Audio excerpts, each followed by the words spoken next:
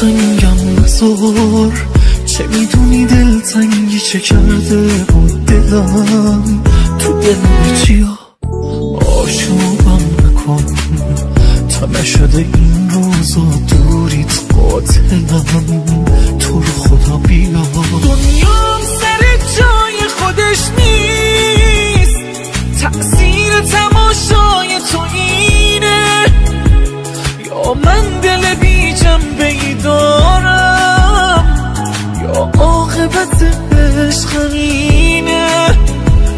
درکم کنه که دل تو دلم نیست، حالا که لبالم از جنونم، من بنده بی منت عشقم، از عشق نگم از چی بخونم.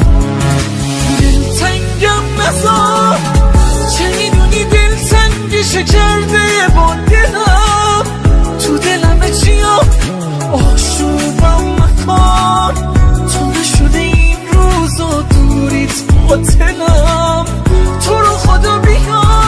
دلتنگم نزار، چه میدونی دلتنگی چه کرده با دلم، تو دلم چیا آشوبم نکن تو نشده این روزا دوریت قاتلم، تو رو خدا بیا.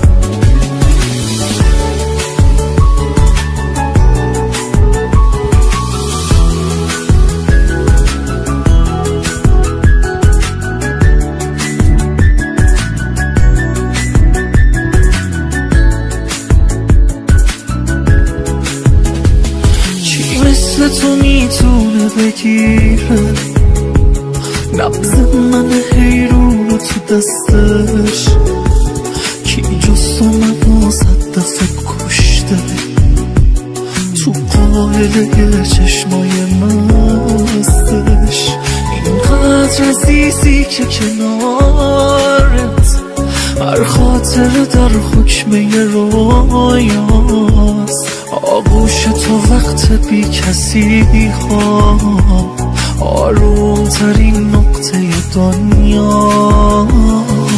دلتنگم نزار، چه میدونی دلتنگی چه کرده با دلم، تو دلم چیا آشوبم نکن تا نشده این روزا دوریت قاتلم، تو رو خدا بیا.